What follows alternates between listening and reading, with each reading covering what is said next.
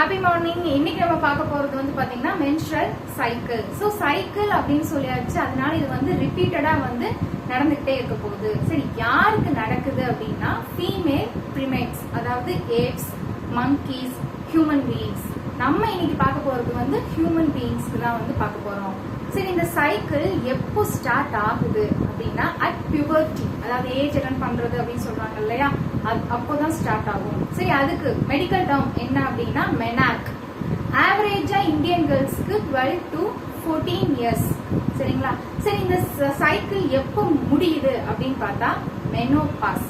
அது வந்து 50 இயர்ஸ். 50 இயர்ஸ்ங்கிறது உங்க புக்ல கொடுத்துருப்பாங்க. மேபி 45 to 55 இயர்ஸ்க்குள்ள வந்து அது ஸ்டாப் ஆயிடும். சரி, இந்த சைக்கிள் அப்படிங்கிறது வந்து நம்ம உடம்புக்குள்ள நடக்கிற ஒரு விஷயம். சரி, இதை வெளிப்படையா எப்படி தெரிஞ்சுக்கிறது அப்படின்னா மென்சஸ், அதாவது ப்ளீடிங் சொல்றாங்க இல்லையா, அது. இதுக்கு இன்னொரு டேர்ம் வந்து பாத்தீங்கன்னா மெனோரியா அப்படின்னு சொல்லுவாங்க.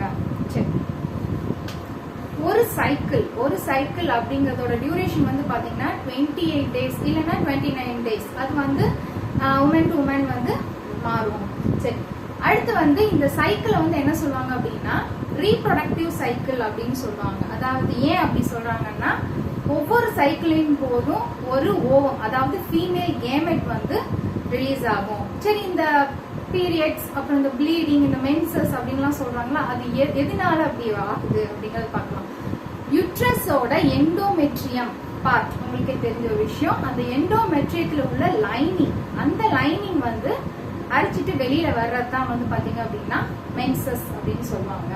சரி, இந்த மெனார்க்ல இருந்து மெனோபாஸ் வரைக்கும் இத வந்து என்ன சொல்லுவாங்க அப்படின்னா reproductive life of a woman அப்படின்னு சொல்லுவாங்க. அதாவது மெனார்க்ல இருந்து மெனோபாஸ் வரைக்கும் இந்த இன்பிட்வீன் கேப்ல மட்டும்தான் ஒரு ஃபீமேலால கன்சீவ் ஆக முடியாது, பிரெக்னன்ட் ஆக முடியும்.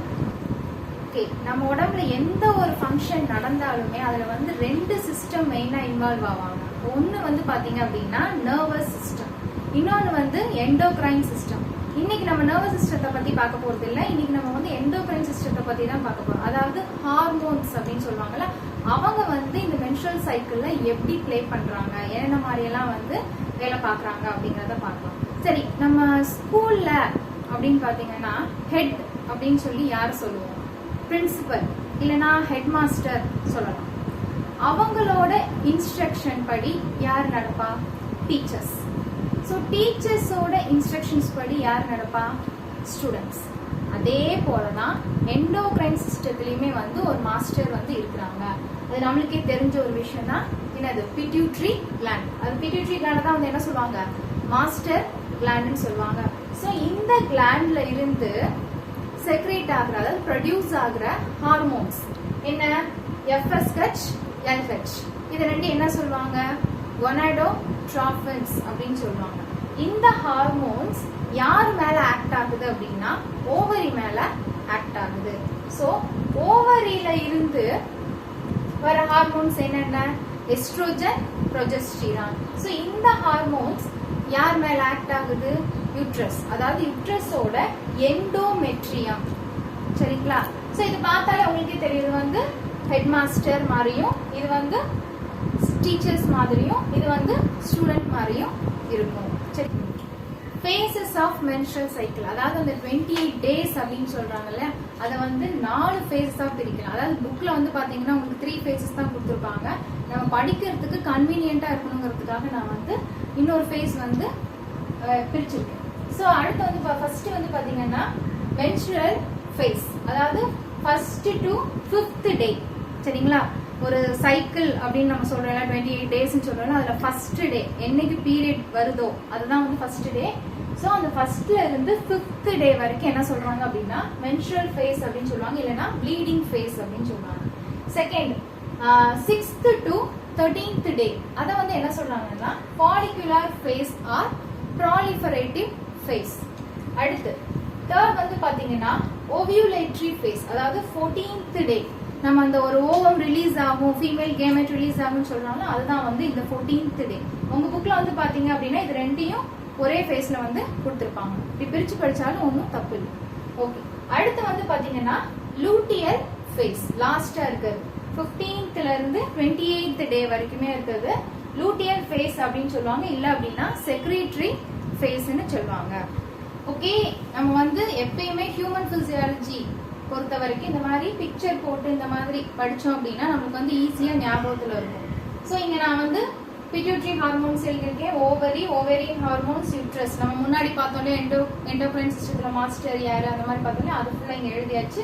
அடுத்து வந்து என்னென்ன ஃபேசஸ் வந்து இங்க இருக்கு அப்படிங்கறதையும் எழுதியாச்சு. ஓகே, இப்போ நல்லா ஞாபகம் வச்சுக்கோங்க, இந்த 1 to 5 இந்த ஃபர்ஸ்ட் டு 5th, அதாவது பீரியட்ஸ் ஆகுறாங்க இல்லையா, ஃபர்ஸ்ட் பீரியட் வருது இல்லையா, அதுதான் வந்து ஃபர்ஸ்ட் டேன்னு சொல்லுவாங்க, மென்ஸ்ட்ரல் சைக்கிளோட ஃபர்ஸ்ட் டே. அதுல இருந்து 5th டே வரைக்குமே வந்து பாத்தீங்கன்னா ப்ளீடிங் தான் ஆயிட்டு இருக்கும்.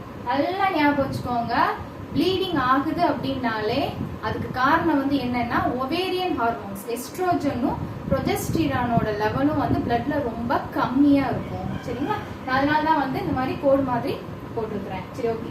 அடுத்து வந்து 6th டே, இப்ப 6th to 13th டே என்ன நடக்குது, அதாவது ஃபாலிகுலர் ஃபேஸ்ல வந்து என்ன நடக்குது அப்படின்னு பார்க்கலாம். பேர்லயே வந்துச்சு ஃபாலிகுலர் ஃபேஸ். சோ ஃபர்ஸ்ட் வந்து FSH அந்த ஹார்மோன், FRFன்னு வச்சுக்கோங்க, அவங்க தான் ஃபர்ஸ்ட் வர்றாங்க. கொஞ்சம் கொஞ்சமா 6th டேல இருந்து என்ன ஆயிட்டே இருக்குது, அது இன்க்ரீஸ் ஆயிட்டு போய்கிட்டே இருக்குது. கூடயே யார் வர்றா அப்படின்னு பாத்தீங்கன்னா LH, அவங்க தான் லாஸ்டா வர்றாங்கன்னு வச்சுக்கோங்க, லியூட்டினைசிங் ஹார்மோன். சோ அவங்களும் என்ன ஆயிட்டு இருக்காங்க, கொஞ்சம் கொஞ்சமா வந்து இன்க்ரீஸ் ஆயிட்டே இருக்காங்க. சோ இந்த ஹார்மோன் பாருங்க, FSH ஃபாலிக்கல் ஸ்டிமுலேட்டிங் ஹார்மோன். பேர்ல பாருங்க ஃபாலிக்கல் ஸ்டிமுலேட்டிங் சொல்லு. சோ ஃபாலிக்கல் எங்க இருக்கு, ஓவரியோட கார்டெக்ஸ் ரீஜன்ல வந்து இருக்கு. ஸ்டிமுலேட்டிங்னா என்னது, தூண்டுறது. சோ இந்த ஃபாலிக்கல்ஸ் எல்லாமே வந்து இந்த FSH வந்து தூண்டுது. சோ அப்படி தூண்டும் போது பிரைமரி, செகண்டரி, டெர்ஷியரி, அதுக்கப்புறம் கிராஃபியன் ஃபாலிக்கல், மெச்சூர் ஃபாலிக்கலா வந்து இந்த ஃபாலிக்கல்ஸ் வந்து வளர்ந்துகிட்டே இருக்குது.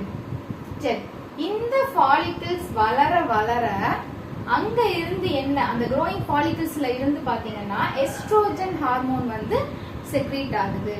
சரி, இந்த எஸ்ட்ரோஜன் ஹார்மோன்னால யூட்ரஸ்ல என்ன நடக்குது அப்படின்னு பாத்தீங்கன்னா, முதல்ல பாருங்க இங்க ப்ளீடிங் ஆயிட்டு இருக்கு, 1 to 5ல வந்து ப்ளீடிங் ஆயிட்டு இருக்கு. அடுத்து 6th டேல இருந்து ப்ளீடிங் ஸ்டாப் ஆகி கொஞ்சம் கொஞ்சமா யூட்ரஸ் வந்து என்ன ஆகுது, திக்னஸ் வந்து ஜாஸ்தி ஆயிட்டு போய்கிட்டே இருக்குது. சரி, ஓகே. அடுத்து வந்து இந்த LH, இது இனிமேல் தான் இதோட வேலையே வரும். இந்த 14th டே வந்து பாத்தீங்க அப்படின்னா இந்த FSH கொஞ்சம் அதிகமா செக்ரீட் ஆகும். அதே மாதிரி இந்த LH வந்து பாத்தீங்க அப்படின்னா இன்க்ரீஸ்டு, அதாவது ரேபிட் இன்க்ரீஸ்டு செக்ரீஷன் சொல்லுவாங்க. டக்குன்னு வந்து பாத்தீங்கன்னா ரொம்ப அதிகமா வந்து செக்ரீட் ஆகும். அததான் வந்து என்ன சொல்லுவாங்க அப்படின்னா LH சர்ஜ் அப்படின்னு சொல்லுவாங்க. சரிங்களா, சோ இது இந்த LH சர்ஜினால என்ன நடக்குது அப்படின்னா, இந்த மெச்சூர் ஃபாலிக்கல்குள்ள இருக்கிற அந்த ஓவம் இருக்கு பாத்தீங்களா, அது வந்து ரிலீஸ் ஆகுது, அதாவது ஓவிலேஷன் வந்து நடக்குது. சோ அதுக்கப்புறம் வந்து as usual இது வந்து கொஞ்சம் கொஞ்சமா இன்க்ரீஸ் ஆயிட்டே இருக்கும், எஸ்ட்ரோஜனும் அப்படியே இருக்கும். சரி, ஓகே. அடுத்து வந்து பாத்தீங்க அப்படின்னா இந்த FSH கொஞ்சம் கொஞ்சமா என்ன ஆயிட்டே இருக்கும், குறைய ஆரம்பிச்சிடும். அடுத்து LH கொஞ்சம் கொஞ்சமா வந்து குறைய ஆரம்பிச்சிடும். சோ இங்க பாருங்க, இந்த ஓவிலேஷன், அதாவது ஓவம் வெளியில போனதுக்கு அப்புறம் அந்த ரிமைனிங் இருக்கு பாத்தீங்கன்னா, அந்த ஃபாலிக்கலோட ரிமைனிங் அதெல்லாம் வந்து ஒன்னு சேர்ந்து என்ன ஃபார்ம் ஆகும் அப்படின்னா கார்பஸ் லூட்டியமா வந்து ஃபார்ம் ஆகும். சரி, ஓகே. கார்பஸ் லூட்டியம் அப்படிங்கிறது என்ன செக்ரீட் பண்ணும் அப்படின்னா ப்ரொஜெஸ்டிரான்ற ஹார்மோனை செக்ரீட் பண்ணும். உங்களுக்கே தெரியும், பிரெக்னன்சி ஹார்மோன் சொல்லுவாங்க. சோ இந்த ப்ரொஜெஸ்டிரான்ற ஹார்மோன் வந்து என்ன பண்ணுது அப்படின்னா யூட்ரஸோட திக்னஸ் ரொம்ப ஜாஸ்தி ஆகுது. ரொம்ப பாருங்க இங்க எப்படி இருக்குன்னு பாருங்க, இங்க எவ்வளவு திக்னஸ் ஆகிக்கிட்டே போகுதுன்னு பாருங்க. சரி, ஓகே. மீன்வைல் பாருங்க, இங்க பாருங்க இந்த எஸ்ட்ரோஜனும் கொஞ்சம் வந்து செக்ரீட் ஆகும் இந்த இடத்துல, அதாவது இந்த லூட்டியல் ஃபேஸ்ல எஸ்ட்ரோஜனும் செக்ரீட் ஆகும். காரணம் ஏன் அப்படின்னா இந்த கார்பஸ் லூட்டியம் யார்கிட்ட இருந்து ஃபார்ம் ஆனது, இந்த கிராஃபியன் ஃபாலிக்கல் கிட்ட இருந்து தான் ஃபார்ம் ஆனது. சோ அதனால வந்து பாத்தீங்கன்னா இந்த கார்பஸ் லூட்டியம் எஸ்ட்ரோஜனையும் செக்ரீட் பண்ணும், ப்ரொஜெஸ்டிரானையும் செக்ரீட் பண்ணும். ஆனா ப்ரொஜெஸ்டிரானை தான் ரொம்ப அதிக அளவுல செக்ரீட் பண்ணும், எஸ்ட்ரோஜனை கொஞ்சம் கம்மியான அளவுல தான் வந்து செக்ரீட் பண்ணும். சோ இதுதான் வந்து மென்ஸ்ட்ரல் சைக்கிள். சரி, ஓகே. இப்ப வந்து பாத்தீங்க அப்படின்னா 14th டே இந்த ஓவிலேஷன் நடக்குது பாத்தீங்களா, இந்த 14th டே இது வந்து இந்த சைக்கிள் வந்து ஒரு மேரீடு உமனுக்கு நடக்குதுன்னு வச்சுக்கோங்க. ஸோ இப்போ இந்த 14th டே என்ன நடக்கும் அப்படின்னா, இந்த ஓவத்தை மீட் பண்றதுக்காக யார் வருவா, ஸ்பெர்ம் மேல் கேமெட் வந்து வரும். ஸோ ஃபீமேல் கேமெட் மேல் கேமெட், ஸோ ரெண்டும் வந்து மீட் ஆச்சு, ரெண்டும் வந்து ஃபியூஸ் ஆச்சு அப்படின்னா என்னது, ஃபெர்டிலைசேஷன் நடந்துச்சுன்னா என்ன ஆகும், ஜைகோட் வந்து ஃபார்ம் ஆகும். ஸோ ஜைகோட் ரெண்டும் ஃபியூஸ் ஆச்சு அப்படின்னா ஜைகோட் வந்து ஃபார்ம் ஆகும். ஸோ இந்த ஜைகோட் அடுத்து என்ன ஆயிட்டே இருக்கும், அடுத்து வந்து டிவிஷன்ல போய்கிட்டே இருக்கும், அப்படி போய்கிட்டே இருந்துகிட்டே இருக்கும். சரிங்களா, போயிட்டே இருந்துட்டே இருக்கும்போது ஃபெர்டிலைசேஷன் ஆகி 7th டே, சரிங்களா, ஃபெர்டிலைசேஷன் 14th டே நடக்கும். சரிங்களா, அந்த ஓவிலேஷன் டயத்திலே வந்து நடந்துரும். அதுக்கப்புறம் 7 days கழிச்சு வந்து பாத்தீங்க அப்படின்னா இம்ப்ளான்டேஷன் ஆகும். இங்க வந்து என்ன ஆகும், இம்ப்ளான்டேஷன் ஆகும். இப்போ இம்ப்ளான்டேஷன் ஆயிடுச்சு அப்படின்னா இந்த என்ட்ரோமெட்ரியல் இந்த கார்பஸ் லூட்டியம் அப்படியே போயிட்டே இருக்கும். அடுத்து வந்து ப்ரொஜெஸ்டினோட லெவலும் வந்து பாத்தீங்க அப்படின்னா இன்க்ரீஸ் ஆயிட்டு போய்கிட்டே இருக்கும். சரிங்களா, இந்த என்ட்ரோமெட்ரியல் திக்னஸும் வந்து என்ன ஆயிட்டே இருக்கும், இன்க்ரீஸ் ஆயிட்டு போயிட்டே இருக்கும். அடுத்து வந்து பீரியட்ஸ் வந்து ஸ்டாப் ஆயிடும், அடுத்து பிரெக்னன்சி கண்டினியூ ஆகிக்கிட்டே இருக்கும்.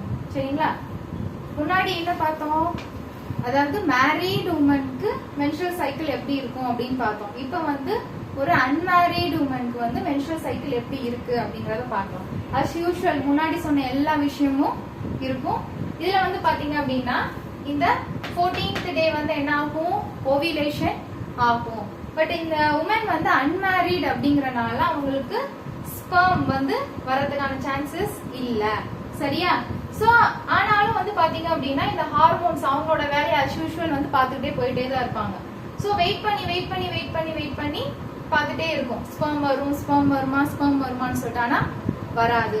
சோ வரல அப்படின்னாலே ஒரு கிட்டத்தட்ட வந்து பாத்தீங்கன்னா ஒரு 22 days 23 டேஸ்க்கு அப்புறம் வந்து பாத்தீங்க அப்படின்னா இந்த கார்பஸ் லூட்டியம் என்ன ஆகும் அப்படின்னா கொஞ்சம் கொஞ்சமா வந்து சுருங்க ஆரம்பிச்சிடும். சரிங்களா, சுருங்கி கடைசியில வந்து என்னவா மாறிடும், அது கார்பஸ் ஆல்பிகன்ஸ், ஒரு ஸ்கார் டிஷ்யூ அப்படின்னு சொல்லுவாங்க, அதுவா வந்து மாறிடும். சோ இந்த மாதிரி மாறினதுக்கு அப்புறம் வந்து பாத்தீங்க அப்படின்னா இதுல இருந்து செக்ரேட் ஆகிற ஹார்மோன்ஸ் ப்ரொஜெஸ்டிரானும் கம்மியாயிடும். அதுக்கப்புறம் பாத்தீங்கன்னா எஸ்ட்ரோஜனும் கம்மியாக ஆரம்பிச்சிடும். நான் முன்னாடி ஸ்டார்டிங் மென்ஸ்ட்ரல் சைக்கிள் ஸ்டார்டிங்ல உங்களுக்கு ஒரு சொன்னேன், அதாவது ஒவேரியன் ஹார்மோன்ஸ் கம்மியா இருக்கும்போது, பிளட்ல கம்மியா இருக்கும்போது என்ன நடக்கும், ப்ளீடிங் வந்து நடக்கும், அதாவது அடுத்த சைக்கிள் வந்து ஸ்டார்ட் ஆயிடும். ஸோ அஸ் யூஷுவல் என்ன ஆகும், இந்த 2 ஹார்மோன்ஸும் கம்மியா இருக்கிறனால இந்த எண்டோமெட்ரியம் இந்த பில்டப் ஆன டிஷ்யூஸ் எல்லாமே வந்து என்ன ஆயிட்டே இருக்கும், அரிச்சிட்டு போயிடும். ஸோ நெக்ஸ்ட் சைக்கிள் வந்து ஸ்டார்ட் ஆயிடும்.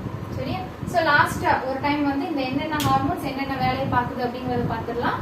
So FSH follicular stimulating hormone. So இது வந்து என்ன பண்ணுது, ஃபாலிகல்ஸை வந்து வளர வைக்குது, ஓவரில் ஃபாலிகல்ஸை வளர வைக்குது. அடுத்து லுட்டினைசிங் ஹார்மோன் வந்து பாத்தீங்க அப்படின்னா LH சர்ச் மூலியமா வந்து என்ன பண்ணுது, ஓவிலேஷனை நடக்க வைக்குது. சரி, இந்த வளர்ந்துட்டு இருக்க ஃபாலிகல்ஸ் வந்து என்ன பண்ணுது அப்படின்னா எஸ்ட்ரோஜன்ங்கிற ஹார்மோனை செக்ரீட் பண்ணுது. ஸோ அதனால வந்து என்ன நடக்குது, கொஞ்சம் கொஞ்சமா யூட்ரஸோட லைனிங் வந்து பாத்தீங்கன்னா திக்னஸ் வந்து ஜாஸ்தி ஆயிட்டு போயிட்டு இருக்குது. சரி, இந்த கிராஃபின் ஃபாலிகல்ஸோட ரிமைனிங் வந்து பாத்தீங்க அப்படின்னா என்னவா மாறுது, கார்பஸ் லூட்டியமா மாறுது. ஸோ இந்த கார்பஸ் லூட்டியம் இந்த ப்ரொஜெஸ்டிரான் அப்படிங்கிற ஹார்மோனை அதிகமா செக்ரீட் பண்ணுது, எஸ்ட்ரோஜன்ங்கிற ஹார்மோனை கம்மியா வந்து செக்ரீட் பண்ணுது. ஸோ அதனால இதுல இருந்து நீங்க தெரிஞ்சுப்பீங்க ஏன் வந்து யூட்ரஸோட லைனிங் வந்து அதிகமாகுது, ஏன் வந்து அடுத்த மென்ஸ்ட்ரல் சைக்கிள் வந்து நடக்குது அப்படிங்கறதெல்லாம் வந்து தெரிஞ்சுப்பீங்க.